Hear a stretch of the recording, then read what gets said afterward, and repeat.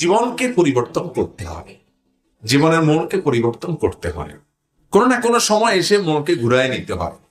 যারা ওয়াজ শুনে, মাহফিল শুনে, কিন্তু কোনো পরিবর্তন হয় না, যেই সেই এত ওয়াজ, এত আল্লাহর আয়াত, এত কোরআনের কথা, এত রাসূল আকরাম সাল্লাল্লাহু আলাইহি ওয়াসাল্লামের হাদিস, কোনো বিহিত নেই, যেই সেই। আবার সকালে যায় ওই চার দোকানে আড্ডা, গিবত শেখায়েত, আবার হারাম খাওয়া, আইল ঠেলা, চুরিদারি, চান্স পাইলে মানুষের ঠকানো, গালি গালাজ, ঝগড়া ফাসাদ, মানুষের ক্ষতি করা, নামাজ কালাম নাই, ফিল্ম দেখা, টিভি দেখা, নাটক সিনেমা দেখা, হারামের ভিতরে ডুবে থাকা, আবার দেশে হয়ে গেল। এরপরে আবার ওয়াজের সময় আসলে মাথায় একটা টুপি টাপা দিয়া আবার বসে 2-4 ঘন্টা ওয়াজ করলো, এমনকি ওয়াজ শুনে যায় এমন ঘুম দিল, ফজর নামাজ শেষ 8টা বাজে উঠল। আমরা বেশিরভাগ এই টাইপের মুসলমান না ভাইরা আমার।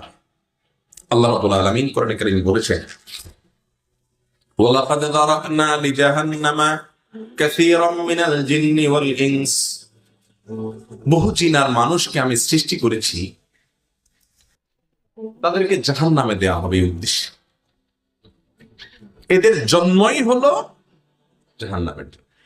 ওই যে কি একটা সিমেন্ট আছে না, তাদের স্লোগান হলো জন্ম সৃষ্টির লক্ষ্যে। আর এই কপাল পোড়া মানুষ এবং জিনের জন্ম জাহান্নামের লক্ষ্যে। কারা তারা? লাহুম কুলুবুন লা ইয়াফকাহুনা বিহা, তাদের অন্তর আছে কিন্তু অন্তর দিয়ে চিন্তা করে না, ভাবে না যে আমি কি করছি। ওয়ালাহুম আ'য়ুনুন লা ইউবসিরুনা বিহা, চোখ আছে কিন্তু চোখ দিয়ে দেখে না, চোখের সামনে মানুষ চলে যাচ্ছে, হারিয়ে যাচ্ছে, আর ফিরে আসছে না, আল্লাহর কাছে চলে যাচ্ছে, অনেক ঘটনা ঘটছে, শিক্ষা নিচ্ছে না। লাহুম আযান ওয়া লাহুম আযানুন লা ইয়াসমাউনা বিহা, কান দিয়া শুনছে আল্লাহর কথা, রাসূলের কথা, কিন্তু ভেতরে ঢুকছে না।